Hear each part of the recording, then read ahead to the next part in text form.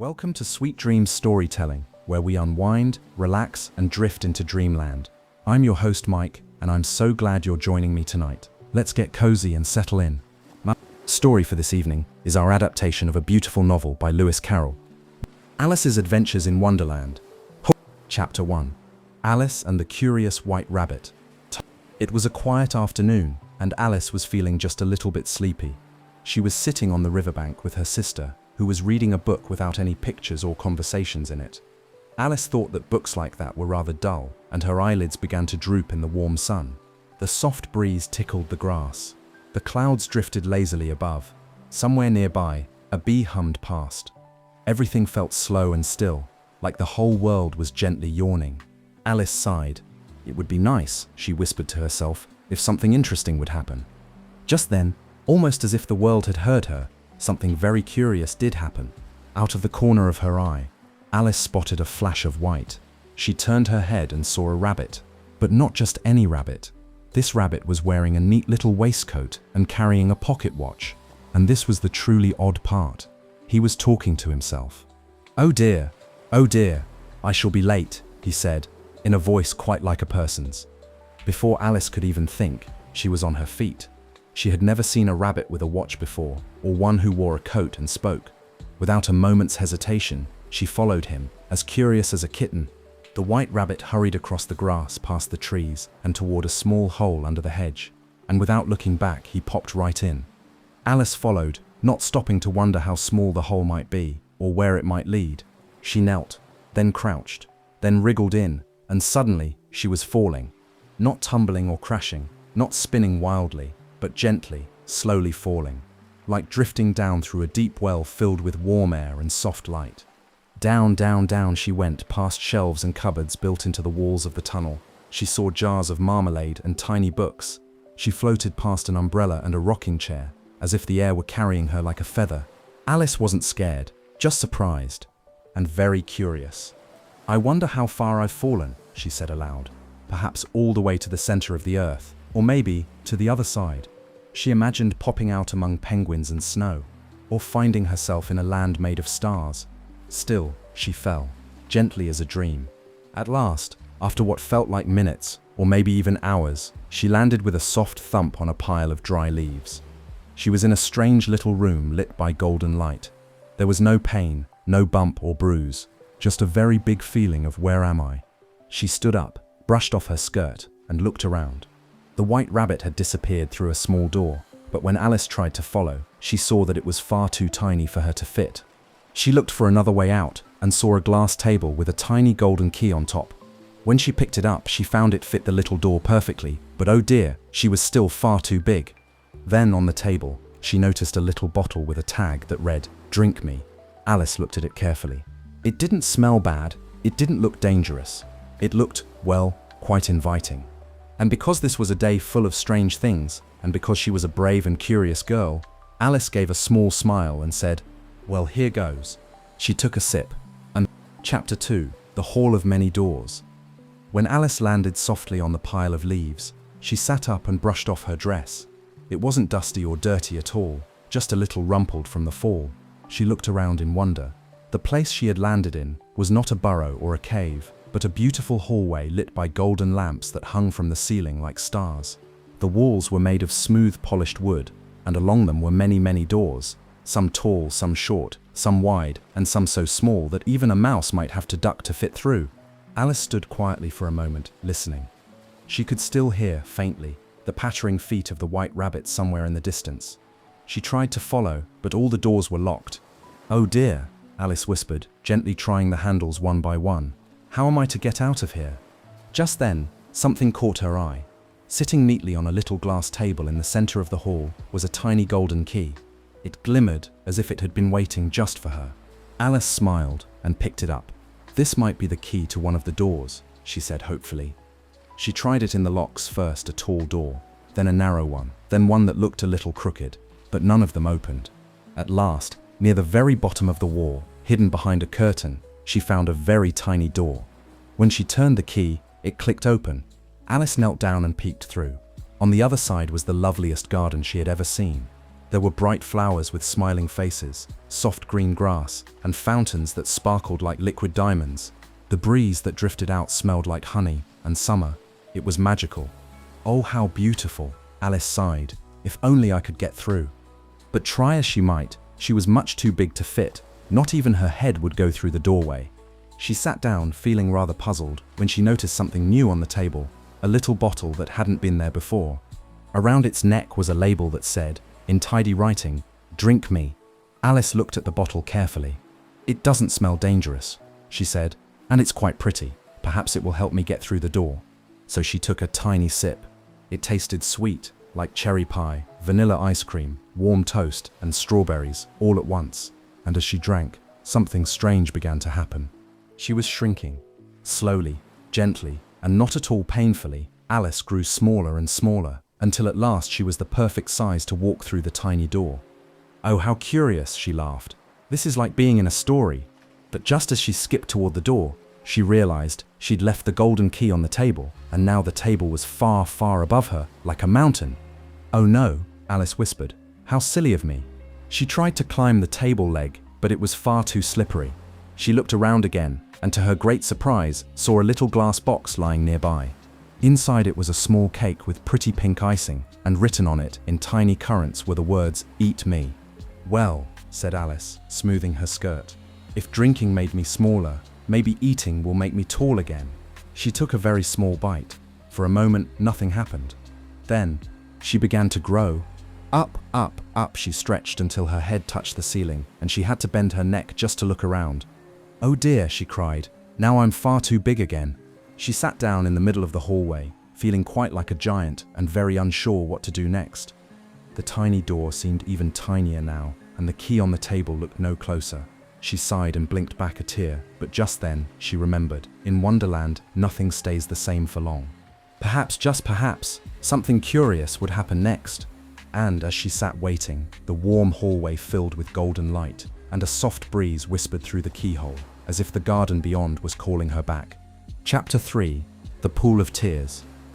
As Alice sat in the hallway, growing taller and taller, she soon found that she could no longer see the floor. Her arms and legs stretched out like long ropes, and her neck bent like a swan's to keep from bumping the ceiling.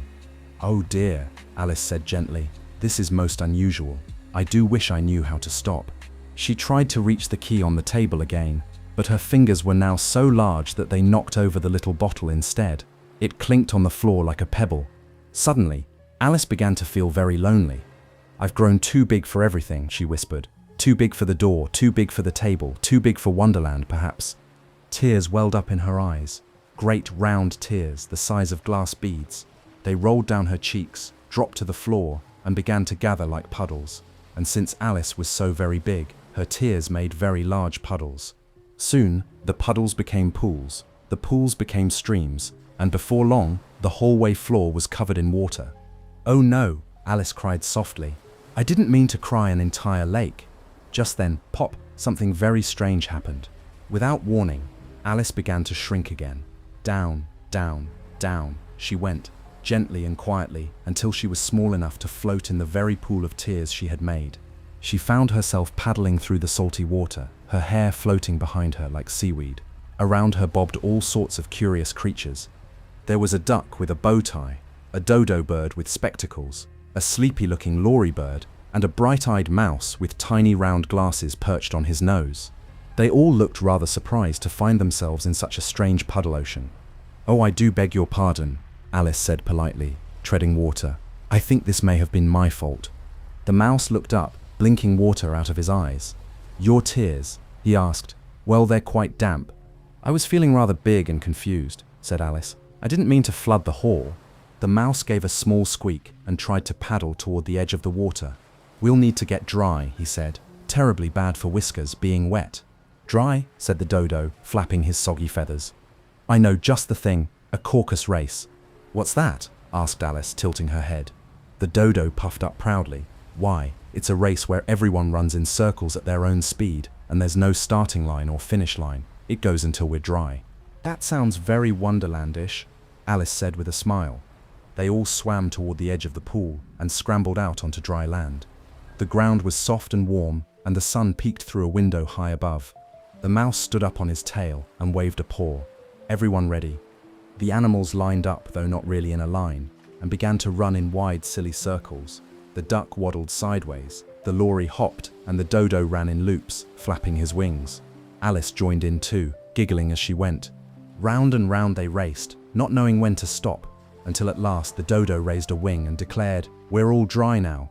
"But who won the race?" asked Alice, curious. "We all did," said the dodo, bowing grandly. "Everyone wins in a caucus race." The mouse nodded. "And the prize?" He reached into his tiny vest and handed out peppermint buttons to everyone, including Alice. As they sat down to rest, Alice looked around at the cheerful, damp animals and smiled. She didn't know exactly where she was or what would happen next, but she wasn't afraid anymore. Wonderland was full of surprises, but so far they had been rather wonderful ones. Chapter 4: The Rabbit's House. The Rabbit's House. After the curious race had come to an end and everyone was dry once more, the group of creatures slowly wandered off, one by one, leaving Alice standing near the edge of the now shrunken pool of tears. She looked around, unsure of where to go next. Just then she heard the hurried pat-pat-pat of feet on the floor. It was the White Rabbit again. He was scurrying along the hallway, muttering to himself in a flustered voice. Oh dear, where can they be? The Duchess will be furious." He looked up and saw Alice. His eyes went wide. "Oh, Marianne, what are you doing here?" he cried. "Run home at once and fetch my gloves and fan, and don't dawdle." Before Alice could say a word, the rabbit had rushed off again, leaving her blinking in confusion. "Marianne," she repeated. "That's not my name, but perhaps I could help anyway." She was quite curious to see where the rabbit lived, and finding gloves and a fan didn't sound too difficult. So off she went, following the path the rabbit had taken, past flower beds and winding hedges, until she came to a neat little house with bright green shutters and a brass knocker shaped like a carrot. Above the door, a sign read, "W. Rabbit, Escape." "This must be it," Alice whispered to herself. She knocked politely, but no one answered, so she gently turned the knob and stepped inside. The house was tidy and cheerful, with soft rugs, cozy chairs, and little shelves full of teacups. Everything was just Alice's size, and she smiled as she tiptoed across the room.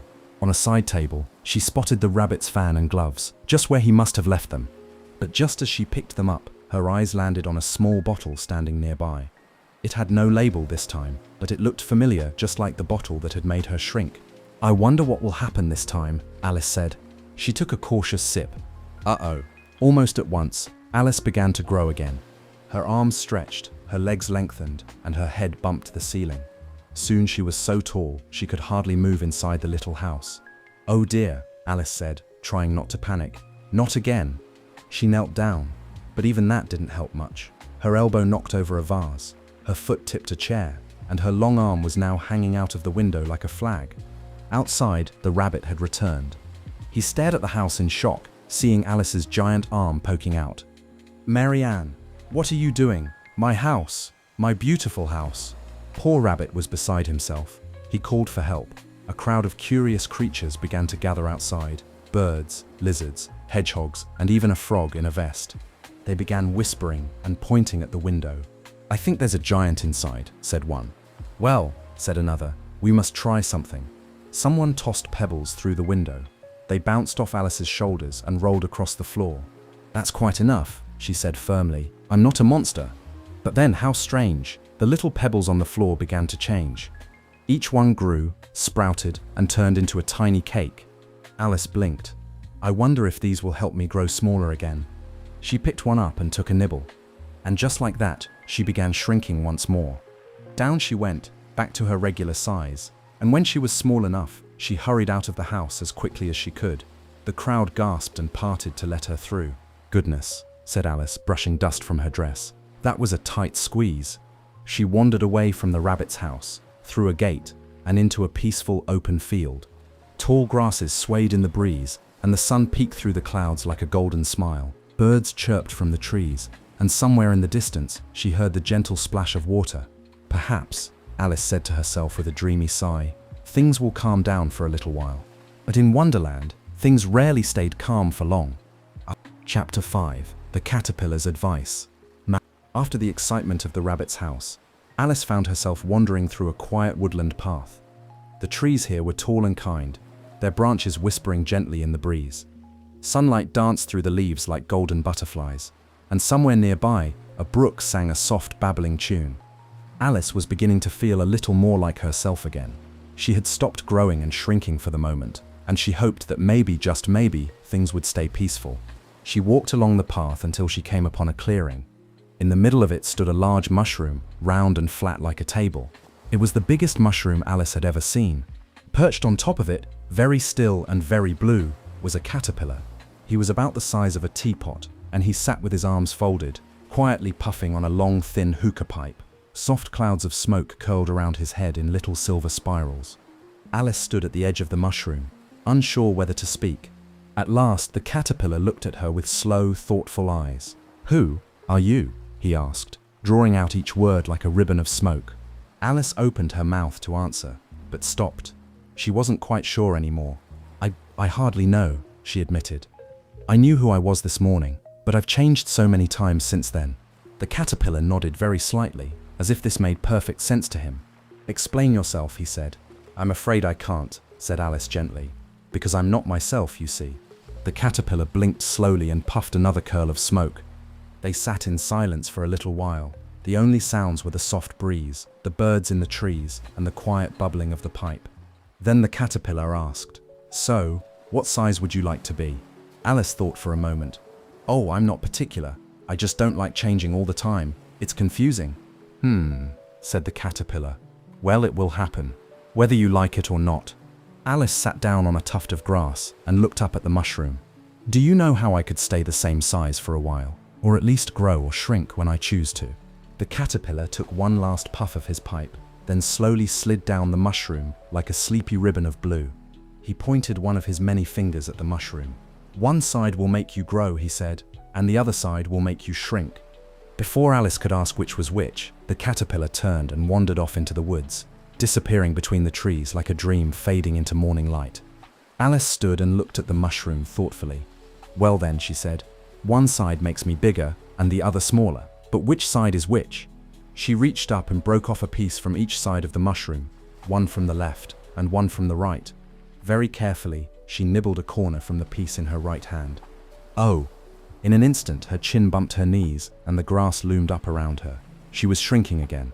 Quickly, she took a nibble from the other piece, and she began to grow taller, a bit too tall in fact.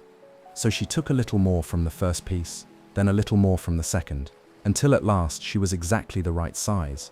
"Oh, thank goodness," Alice said, smoothing her dress. "Now I just need to find that beautiful garden again." She tucked the two pieces of mushroom carefully into her pocket. Then, with a new sense of calm and control, she walked on through the wood, wondering what curious creature she might meet next. And very soon, she would discover a most peculiar house with a most peculiar duchess inside. Chapter 6: The Duchess and the Baby. Harb. The forest began to thin as Alice walked on, and soon the path opened into a wide clearing. In the middle stood a curious little house, shaped almost like a teapot, with smoke curling out of the chimney and pepper floating through the air like snowflakes. Alice wrinkled her nose and gave a tiny sneeze. Achoo! There was so much pepper in the air that even the flowers around the house looked like they were trying not to sniffle. From somewhere inside, she heard the sound of pots banging and a baby wailing, and over it all, a loud, bossy voice barked something she couldn't quite make out. "Well," Alice said, "it certainly sounds like something peculiar is going on in there." She tiptoed up the path, knocked politely, and the door opened almost at once. Inside was the busiest, noisiest kitchen she had ever seen. Steam puffed from giant kettles, ladles clanged against pots, and clouds of pepper swirled through the air. In the middle of it all stood a very cross-looking duchess, holding a baby wrapped in a fuzzy blue blanket. The duchess wore a crown far too big for her head, and a cloak speckled with flour. A cook stood nearby, throwing pinches of pepper into a bubbling pot with wild enthusiasm. Alice gave a little curtsy. "Good afternoon," she said kindly. The duchess didn't smile. "The baby's got the hiccups," she said sharply, bouncing the child on her hip. "And it's no wonder with all this pepper. Perhaps it needs some fresh air," Alice offered. "Ha," the duchess snapped. "Or maybe a new song. You there, sing something." Alice wasn't sure who "you there" meant, but the cook began to sing a very loud and very silly song about soup, while stirring the pot with a wooden spoon nearly as tall as Alice. The baby, meanwhile, kicked and sniffled and snorted through the pepper, hiccuping all the while. The Duchess handed the baby over to Alice quite suddenly. "Here, you hold it. I need to yell at the cook." Alice blinked. "Oh, of course." She took the baby gently in her arms and tried rocking it, humming a soft lullaby. But the baby kept wriggling and sneezing and making the oddest little snorting noises. The Duchess marched back and forth across the kitchen, grumbling about royal recipes and bad seasoning. After a few minutes of confusion, a puff of blue smoke drifted in through the window, and with it came a familiar smiling face. It was the Cheshire Cat, grinning from ear to ear, his eyes gleaming like moonlight. He perched on the windowsill and gave Alice a slow, cheerful blink. "Hello again," Alice whispered. "I don't suppose you know how to calm a baby?" The cat tilted his head. "Depends on the baby." Alice looked down and gasped. For in her arms, the baby had started to change. Its nose wrinkled, its ears twitched, and before she could stop it, it gave a loud oink. "Oh my goodness," she said softly. "It's turning into a pig." The baby, now clearly a piglet, gave a happy little squeal and wriggled free of her arms. It trotted out the door and into the garden, looking quite content. Alice stood for a moment, blinking in surprise. Then she turned back to the kitchen, where the Duchess and the cook were still arguing over pepper, as if nothing had happened at all. "I think," Alice said to herself, brushing off her skirt, "it's time I was somewhere else." She turned to the Cheshire Cat, still smiling on the windowsill. "Would you tell me which way I ought to go from here?" she asked. "That depends," said the cat, with a slow, dreamy drawl, "on where you want to get to." Alice thought for a moment. "I don't much care where, as long as it's interesting." "Oh, it's all interesting," purred the cat. "If you go that way, you'll meet the Hatter. If you go the other way, you'll find the March Hare." He gave a slow stretch, and his body began to fade, until only his smile was left floating in the air. "And don't worry," he whispered. "We're all quite mad here." And with that, the grin vanished like mist in the morning sun. Alice took a deep breath of the peppery air and stepped out of the house, following the path into the trees once more. Chapter 7. A Very Silly Tea Party. Alice wandered along the path, wondering which direction she ought to take. The Cheshire Cat had mentioned a Hatter and a March Hare, and while she didn't quite know what a March Hare was, she was feeling curious and bold. Soon she came upon a clearing with a very long table set for tea. The table stretched under a big tree like a ribbon of white linen, and there were teacups, teapots, saucers, spoons, sugar bowls, and jam jars spread out from one end to the other. It looked as though 100 people might sit there, yet only 3 were present. There was the March Hare, who had big soft ears and bright eyes that twitched this way and that. Next to him sat the Mad Hatter, who wore a very tall hat with a price tag still stuck to the brim, 10 shillings and 6 pence. And between them was a dormouse, fast asleep, its head resting on a teacup, breathing softly like a tiny bellows. The 3 of them sat close together, huddled at one end of the enormous table. Alice stepped forward shyly. "There's plenty of room," she said. "May I join you?" "No room," shouted the March Hare. "No room at all," said the Hatter. Alice looked around at the empty chairs and blinked. "There's lots of room," she said quietly, and she sat down in a chair anyway. The March Hare offered her a cup of tea, but the teapot he used was already full of jam. The Hatter handed her a napkin, but it was a slice of toast folded in half. "Would you like some wine?" he asked, though there was no wine on the table. "I don't see any," Alice replied politely. "There isn't any," the Hatter said with a grin. Alice smiled, even though it was all very odd. The tea party went on in the silliest way. The Hatter asked riddles that had no answers. The March Hare offered scones that were really buttons, and the dormouse, when it occasionally woke, would begin a sleepy story and trail off in the middle of a sentence. One of the stories was about 3 sisters who lived at the bottom of a treacle well and drew pictures with sugar syrup. Alice tried very hard to understand, but the more she listened, the less sense it seemed to make. "Why don't you say what you mean?" she asked the Hatter at one point. "I do," said the Hatter. "At least I mean what I say. They're the same thing, aren't they?" "Not exactly," Alice said, trying not to giggle. The March Hare leaned forward. "Would you like more tea?" he asked. "I haven't had any yet," said Alice, "so how can I have more?" "You mean you can't have less?" said the Hatter. "It's very easy to have more than nothing." Alice gave a soft laugh. "You're all rather confusing." "We're rather mad," said the Hatter proudly, "but that's the best way to be." And with that he pulled out his pocket watch and frowned at it. 2 days slow again," he muttered. "I told you butter wouldn't fix it." I used the best butter, said the March Hare. Alice quietly sipped her tea, which tasted faintly of cinnamon and lemon drops. Even though the conversation made little sense, she found the party rather enjoyable in its own way. But after a while, she began to feel a little tired of riddles with no answers and stories that went nowhere. I think I'll be going now, she said gently, standing up. Suit yourself, said the Hatter, dipping a biscuit into his hat. The Dormouse, still curled up in a teacup, gave a soft snore.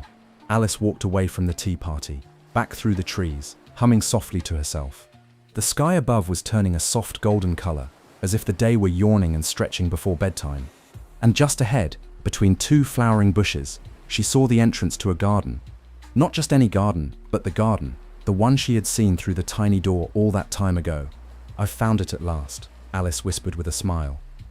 Chapter 8: The Queen's Garden. At long last, Alice stepped into the beautiful garden she had glimpsed through the little door so long ago. It was even lovelier than she remembered. The paths were lined with perfectly trimmed hedges, shaped like stars and spirals.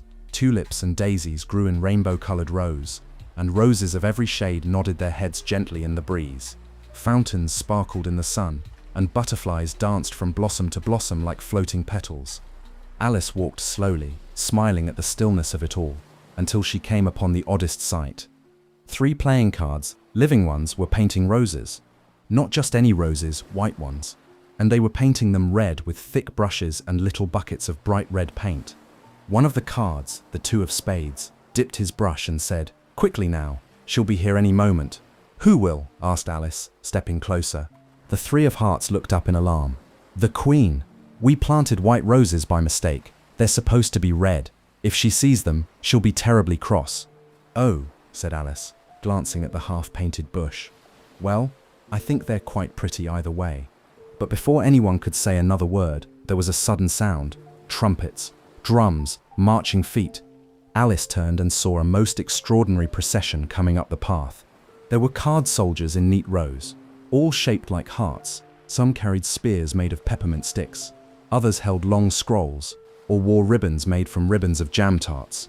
Behind them came the King of Hearts, small and fussy, and beside him strode the Queen of Hearts, tall, sharp-nosed, and wearing a crown so heavy it wobbled when she walked.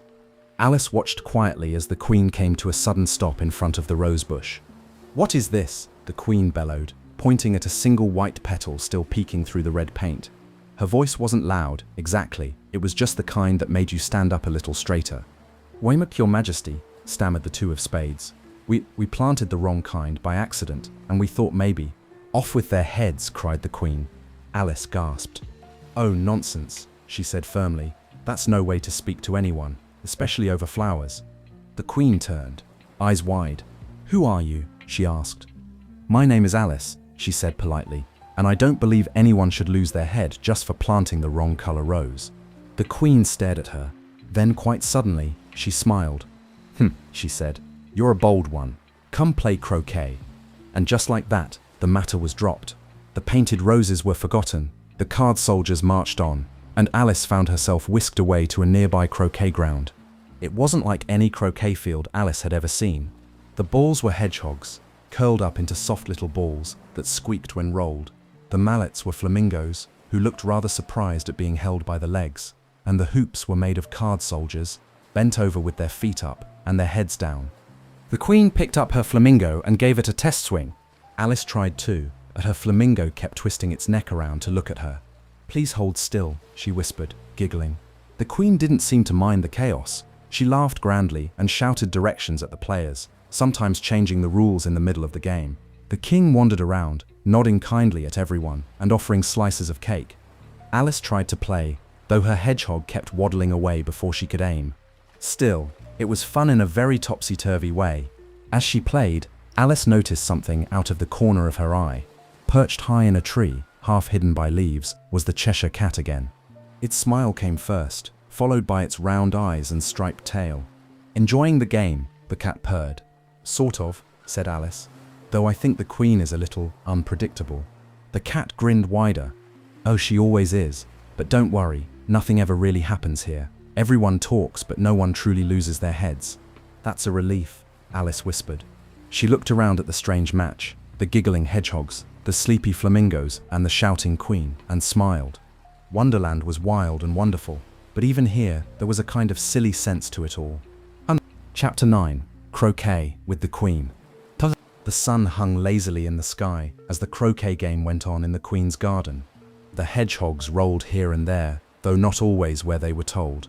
The flamingos flapped their wings or turned their heads at the wrong moment, and the card soldiers, who were supposed to be hoops, kept standing up to stretch or scratch their noses. But the Queen of Hearts didn't seem to mind the confusion. She marched up and down the grass in her red and gold gown, calling out, "Faster, straighter, off with their heads," every few minutes. Alice, meanwhile, was doing her best. Her flamingo had stopped trying to look at her every 5 seconds and now simply sighed with a sleepy kind of patience. Her hedgehog, although it had rolled into a flower bed twice, was beginning to understand the game. Alice crouched down and gave it a gentle nudge. "You're doing very well," she whispered.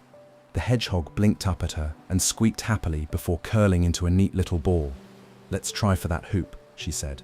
She swung the flamingo with great care, and the hedgehog rolled straight through the arch made by 2 card soldiers. "Good show," cried the King of Hearts from the sidelines, clapping his gloved hands. The Queen stormed over, eyeing the move. She muttered. "Beginner's luck." Alice smiled politely. As the game went on, things grew more and more muddled. Flamingos wandered off to peck at butterflies. Hedgehogs fell asleep in the sun. The card soldiers forgot they were supposed to be hoops and joined the players by mistake. Every now and then, the Queen would shout, "Off with their heads," though no one ever actually lost a head. Instead, the King would quietly say, "Let's not be hasty, dear," and things would return to normal again. After a while, the Queen seemed to lose interest in the game altogether.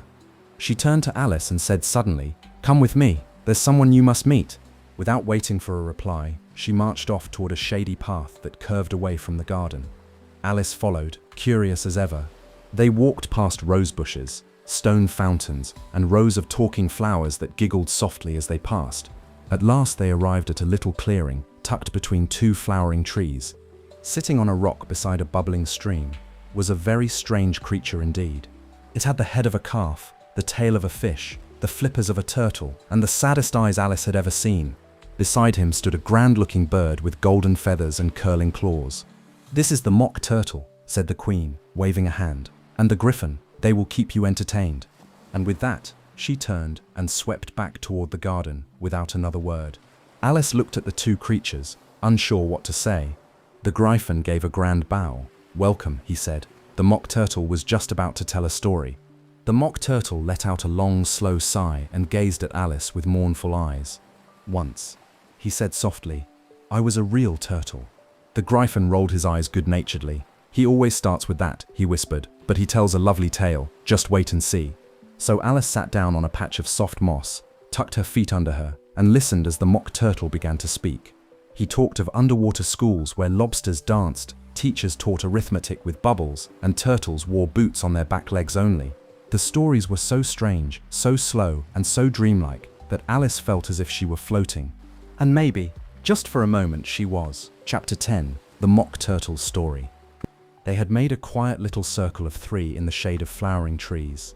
And though they came from very different worlds, they all seemed happy to rest for a while and talk. The sun was growing golden and low in the sky as Alice sat beside the bubbling stream with her new companions, the Mock Turtle, who looked quite sorrowful but kind, and the Griffin, who was proud, feathery, and a bit impatient. The Mock Turtle let out a long sigh. "I used to be a real turtle, you know," he began, blinking slowly. The Griffin gave a small snort. "We've heard." "Oh," said the Mock Turtle, "it was grand. I lived in the sea, near the coral castles and schools of fish who wore spectacles and sang sea songs." But Alice leaned forward, interested. "What was it like?" she asked kindly. He blinked again, slowly, as if remembering it all. "Our school was right beneath the waves," he said. "We called it Underwater Academy, and the lessons were quite unusual. We learned things like reeling and writhing, of course, and the 4 branches of arithmetic: ambition, distraction, uglification, and derision." Alice blinked. "Those don't sound quite right." "They weren't," said the Mock Turtle dreamily, "but we learnt them anyway." "And how long did you go to this school?" Alice asked. "About 10 hours the first day," the turtle replied, "because we had to stop every hour for lunch. You see, turtles are very fond of eating." The Griffin nodded. "Still are," Alice smiled. And did you have any music lessons? Oh yes, said the Mock Turtle, suddenly a little brighter. We learned to play the scales, and I was quite good at them. Then he chuckled at his own joke and gave a little splash in the stream with his flipper. Now tell her about the lobster quadrille, said the Gryphon, puffing out his chest. The Mock Turtle nodded. Ah yes, the lobster quadrille. It was a most elegant dance. A dance, said Alice, surprised. Oh yes, said the Gryphon. Under the sea, everyone knows it, even the jellyfish. Alice sat up straighter. Could you show me how it goes? The Mock Turtle stood, well wobbled, and began to sing a soft, slow tune, while the Gryphon twirled around him in little steps. They mimed holding lobster partners and danced in a circle, skipping and hopping. First, said the Gryphon, you throw the lobster over your shoulder, gently of course. Then you change places with your partner, then you wave to a porpoise, and then you do it all again. Alice clapped softly. It sounds lovely. It is, said the Mock Turtle, though the lobsters are never quite sure what's going on. The two creatures danced a little more, humming their tune. Alice watched, smiling, as their strange, sleepy steps made little patterns in the mossy grass. After a while, the dance slowed, and the Mock Turtle sat down again with a sigh, looking a little tired but much less sad than before. Would you like to hear another song? He asked. So the Mock Turtle began to sing in a low, watery voice about a beautiful soup that lived in a silver tureen, with ladles and spoons and dreams of being eaten with crackers. The song didn't make much sense, but it had a gentle rhythm like waves on the shore. Very much, said Alice. Alice listened closely. Her eyelids were starting to feel heavy. The sun was now dipping lower, painting everything with soft orange and lavender light. The Gryphon gave a stretch and said, "It's getting late." The Mock Turtle nodded. "You're welcome to stay as long as you like in stories." "Yes," said Alice, yawning just a little, "but I wish this part of Wonderland could last longer." Alice had been walking through a gentle breeze, thinking about the Mock Turtle's dance and song, when she heard the distant sound of trumpets once again, bright and echoing, like laughter bouncing off the clouds. Alice smiled. "I think I will." Chapter 11. The Trial Begins. The Gryphon, walking beside her, perked up. "Trial?" asked Alice. "They're calling everyone to the trial," he said. "Yes," the Gryphon said. "The Queen is holding court. Someone's been accused of stealing the royal tarts." Alice blinked. "Tarts?" "The Queen's tarts," the Gryphon said solemnly. "She takes them very seriously." That made Alice curious, of course, so she followed the Gryphon down a neat little path, past flowering hedges and sleepy bees, until they came to a grand open courtroom made entirely of red and white rose bushes. There were seats made of toadstools and candy canes, and a long table covered in parchment scrolls and sugar cubes. Butterflies flitted through the air, fanning the judge's bench. And who should be sitting on that bench but the King and Queen of Hearts, looking terribly important, with gold-trimmed robes and very shiny crowns. In the middle of the courtroom stood the Knave of Hearts, looking quite nervous. Alice found a seat beside a sleepy dormouse and a frog with a notepad. "What's he done?" she whispered. "He's accused of stealing the Queen's tarts," the frog whispered back, "but no one saw him do it." Said Alice. "Then I suppose we'll need to hear what everyone has to say." "Exactly," said the frog, who seemed to be enjoying the excitement very much. "Let the trial begin," he said in a high, squeaky voice. First, a tray of beautiful jam tarts was brought in and placed carefully on a velvet pillow in the center of the room. The king stood up and cleared his throat. He unrolled the scroll and read. Then, the White Rabbit stepped forward with a trumpet in one paw and a scroll in the other. "The Queen of Hearts, she made some tarts, all on a summer's day. The Knave of Hearts, he stole those tarts and took them clean away." The first witness was the Mad Hatter, who came in wearing 3 teacups stacked on his head. The Queen gave a dramatic gasp. "Exactly, that's what happened. Off with—" Now, said the king gently, "let's hear the witnesses first." "Nothing at all," said the Hatter cheerfully, "but I do know a poem about a pudding that learned to dance." He bowed to the Queen, accidentally spilling sugar cubes from his coat pocket. "What do you know about the tarts?" asked the king. The next witness was the March Hare, who mumbled something about marmalade and spoons and then accidentally sat on the jury bench. "That's not helpful," muttered the Queen. And then the Dormouse was called, though he was still asleep and had to be carried in, gently snoring all the way. Finally, the White Rabbit stood again. "There is a letter," he said, "written by the accused." Alice began to feel rather puzzled. No one seemed to know anything useful, and the witnesses were sillier than helpful. The trial didn't seem very fair or very serious. Everyone gasped. The king opened the letter and read it aloud. But the letter was full of nonsense, nothing but squiggly words and silly rhymes about buttons, butter, and bumblebees. The queen stood up, flustered. "This proves everything," she shouted. "Off with his—" "No," said Alice loudly, standing up. Everyone turned. "You're not being reasonable," Alice said calmly. "This trial makes no sense. No one saw the tarts taken. The letter doesn't prove anything. You mustn't shout without cause." The queen looked shocked. The king dropped his spectacles. Even the Gryphon whispered, "Brave girl." And just as the queen opened her mouth to shout again, everything began to blur. The courtroom spun like a whirlpool of playing cards and rose petals, and Alice felt herself rising, floating, drifting. The birds and flowers melted into light. The ground below faded into mist. And then, Chapter 12, Alice Speaks Up.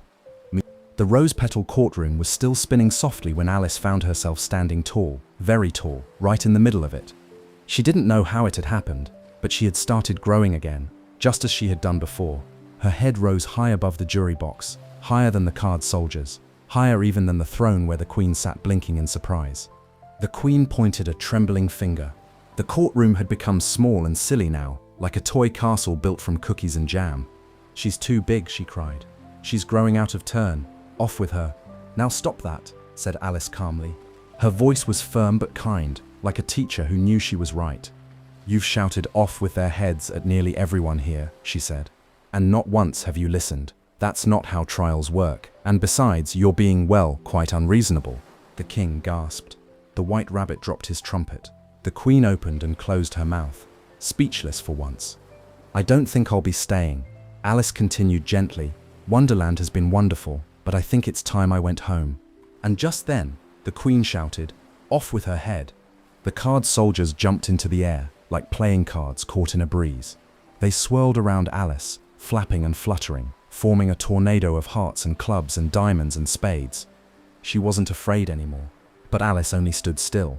"These are only a pack of cards," she said aloud. And the moment she said it, everything stopped. The soldiers fell, not like people, but like cards scattered on the wind. The courtroom faded away. The sound of trumpets melted into bird song. The red roses became white daisies. The hedgehogs became pebbles. The queen's shouts became the rustle of leaves. And Alice felt herself falling, but this time not in fear, not through a rabbit hole, but falling gently back into her own world. The breeze turned warm. The light grew softer.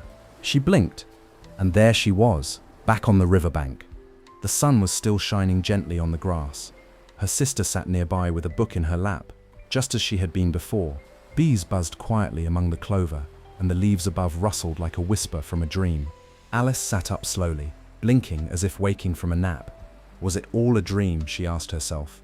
She looked around. No white rabbit, no flamingo mallet, no queen shouting orders. Just birds, sky, and sunshine. Her sister looked over and smiled. "You must have dozed off," she said kindly. "You looked as if you were dreaming something very curious." Alice stretched and gave a soft laugh. "I think I was." And though she didn't try to explain it all, about growing and shrinking, about tea parties and painted roses, she held the memory in her heart like a secret treasure. Wonderland might have vanished like morning mist, but it was still there inside her whenever she needed it. And Chapter 13, Awake Again. Alice sat on the grassy riverbank, blinking in the golden sunlight.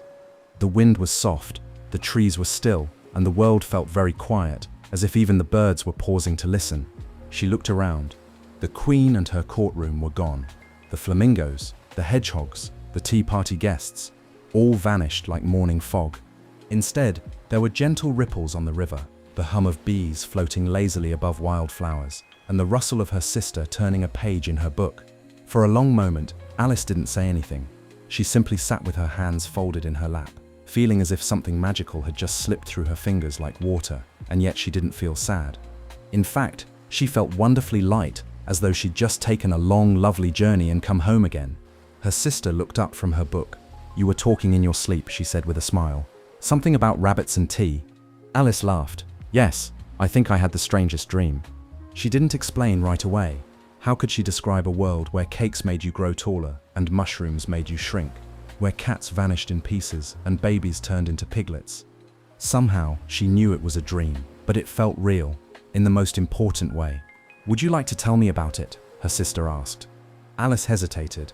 "Maybe later," she said softly. "I think I'd like to remember it just for myself, a little while longer."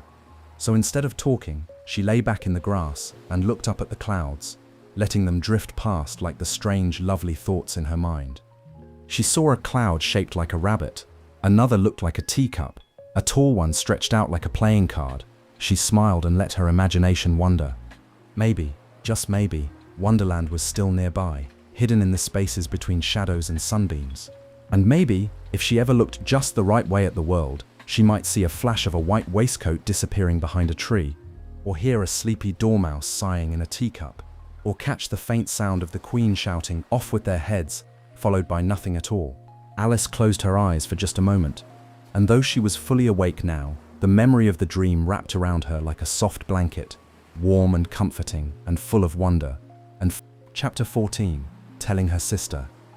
From the Bedtime adaptation of Alice's Adventures in Wonderland, the sun was sinking lower in the sky, painting the clouds with shades of peach and lavender. The grass glowed green and gold, and the breeze had turned just a little cooler, like a whisper that said, "Evening is near." Alice sat beside her sister under the shade of the tall river trees. She had been quiet for some time, watching butterflies float past and little ripples dance across the water. Her sister was still reading the same book, though it now rested softly in her lap as she looked over at Alice with a curious smile. "Was it a nice dream?" she asked. Alice gave a small, thoughtful nod. "It was very curious," she said, "strange and silly, and full of talking animals and impossible things. But it felt rather lovely too." Her sister didn't laugh or say it was nonsense. Instead, she tucked a strand of hair behind Alice's ear and said gently, "Will you tell me about it?" So Alice did. She told her sister everything, how she'd followed a white rabbit with a pocket watch, how she fell slowly down a rabbit hole, how she met a smiling cat, a mad hatter, and a baby that turned into a pig. She described the Queen of Hearts and the hedgehog croquet match, the tea party that never ended, and the magical garden she almost didn't reach. Her sister listened quietly, her eyes soft and dreamy, like someone walking through the story in her mind. "Goodness," she said when Alice finished. "That really was a remarkable dream." Alice leaned back on the grass, folding her arms behind her head. "I think I'd like to dream it again sometime," she murmured. The leaves rustled above them. Somewhere in the distance, a cuckoo called once from the trees. The world felt calm and a little sleepy. Her sister looked at Alice and thought, "What a bright imagination she has. I hope she never loses it." And then, as Alice wandered off toward the house for tea, skipping just a little, as if she might suddenly float away, her sister stayed behind on the riverbank and closed her eyes. And though she was older and had never chased rabbits or drunk shrinking potions, she too began to dream. She imagined soft mushroom circles and golden hallways with tiny doors. She saw Alice's face peeking curiously around corners. She heard the sleepy murmur of the dormouse, the riddle of the hatter, the flapping of card soldiers in a gentle breeze. The real world drifted away for just a moment, and Wonderland slipped in like a warm breeze through an open window. Because sometimes when someone shares a dream with you, it becomes yours too, if only for a little while. Chapter 15, A Dream Remembered. Evening settled gently over the countryside like a blanket of lavender and gold. The sun had dipped behind the trees, and a soft hush had fallen over everything. Birds were quiet now, tucked into nests. The river glimmered in the fading light, and the sky was turning a sleepy shade of blue. Back at home, Alice sat by the window in her room. She had changed into her nightdress, brushed her hair smooth, and pulled the curtains halfway closed so the moonlight could still peek through. Her bed waited for her, warm and soft, but she wasn't quite ready to sleep, not just yet. She sat with her knees drawn up, looking out at the sky, thinking. It was hard to believe that the dream had only happened earlier that day. It felt like something from 1,000 years ago, and also something that might happen again at any moment. She could still remember every part of it. The curious white rabbit rushing and fretting, the hall of tiny doors, the bottle that made her shrink and the cake that made her grow, the caterpillar's questions, the tea party with riddles that never ended, the Queen's game of croquet with hedgehogs and flamingos, and that floating grin of the Cheshire Cat which still made her smile when she thought of it. It had all been so strange and silly, and yet so real in its own dreamy way. Alice hugged her knees and whispered softly, "I wonder if I'll ever go back." Because somewhere, deep down, she wasn't sure Wonderland had only been a dream. It had felt like a place, an actual place that lived not on any map, but somewhere inside her. Maybe it was a place you could only reach when your mind was quiet and your heart was open and your feet didn't need to touch the ground. She yawned, just a little. The stars were beginning to shine now, one by one, like tiny lanterns being lit in the sky. From downstairs, she heard the quiet clink of teacups and her mother's voice humming an old lullaby. Alice slipped off the windowsill and climbed into bed. She pulled the covers up to her chin and let her eyes flutter closed. In the stillness of the night, she remembered the feeling of floating down and down, not in fear, but like a leaf on the wind. She remembered soft voices and golden keys and the smell of the Queen's roses. And as sleep tiptoed in, she smiled. Because whether Wonderland was real or not, it was hers. A place made of nonsense and courage, of laughter and questions, of riddles and dreams. And best of all, it would always be waiting for her just behind her eyelids. Chapter 16. Wonderland in her heart. The stars twinkled gently in the night sky, each one blinking like a sleepy eye watching over the world below. A soft breeze whispered through the leaves, and the whole house was quiet now, except for the hush of nighttime thoughts and dreams beginning to rise like bubbles through sleep. In her cozy little bed, Alice slept soundly. Her hair lay like golden ribbons on her pillow, and her face wore the smallest of smiles, like someone remembering a very good story. Though she didn't know it, her fingers curled slightly, as if holding a teacup. One of her feet twitched, as if taking a step toward a garden gate, and behind her closed eyes, Wonderland stirred, not with shouts or confusion, but with warmth. There was the white rabbit again, not running this time, but waiting by a toadstool and checking his watch with a wink. The caterpillar sat on his mushroom, blowing smoke rings shaped like stars. The Cheshire cat smiled gently from a tree, his eyes glowing like moonbeams. The hatter tipped his hat, the dormouse slept in a sugar bowl, and the Queen, well, she wasn't shouting now. She was sipping tea, humming to herself and tapping her spoon in time with the breeze. It was all still there. Wonderland, like a story she'd once walked through, lived quietly inside her now. Even though she had left the dream behind when she woke, the feeling of it, the curiosity, the kindness, the bravery to speak up and ask questions had come home with her. Because Wonderland wasn't just a place with talking animals and growing mushrooms. It was a place where imagination had no walls, where being different was just the beginning of something special, where thinking backwards or sideways was perfectly fine, where asking why was never the wrong thing to do. And those things lived in Alice still, in the way she noticed shapes in the clouds, in the way she listened carefully to people others might ignore, in the way she could laugh at something completely silly and feel better just by doing so. As she dreamed, the garden gates of Wonderland stayed wide open, not behind her, but within her. And she knew, somehow, that even as she grew older, that door inside her would never fully close. Wonderland had left its footprints on her heart. And even when she forgot the exact path through the forest, or the steps to the lobster quadrille, or the taste of shrinking potion, she would always know how to find her way back. All it would take was a quiet moment, a curious thought, and the willingness to wonder. Chapter 17. Good night, Alice. The moon was high now, glowing like a lantern in the sky. Its light slipped through Alice's curtains, brushing her room with silver. Shadows of tree branches danced along the walls, swaying softly with the breeze. Everything was still. Alice lay quietly under her blanket, her breathing slow and steady, her face peaceful. The dream had passed, but it had left behind something gentle and golden, like the last glow of the sun after it sets. And though her eyes were closed, her heart was still wide open. Inside, Wonderland was quiet, now too. The White Rabbit had put away his pocket watch and curled up in a little burrow made of velvet moss. The Mad Hatter had taken off his tall hat and set it beside his teacup, letting out a satisfied sigh. Even the Queen of Hearts, though she would never admit it, had nodded off with a blanket over her knees and a tart resting on a napkin nearby. The Cheshire Cat had faded into a soft shimmer of stars, with only the faintest echo of his purr left behind. And in the garden, the roses red, white and pink breathed in the night air. The hedgehogs had fallen asleep in flower pots. The flamingos had tucked their heads beneath their wings. Wonderland was resting. Just like Alice. Her dream had finished its story, but it hadn't gone away. It had simply wrapped itself up like a letter sealed with a ribbon, tied up safely in her heart. Maybe one day she would return to it, maybe not. But it didn't matter. What mattered was that she had been brave. She had been curious. She had stood up for what was right. And she had found magic not just in Wonderland, but in herself. And so now, the world around her whispered a soft and sleepy goodnight. The stars blinked slowly above. The river sang in the distance.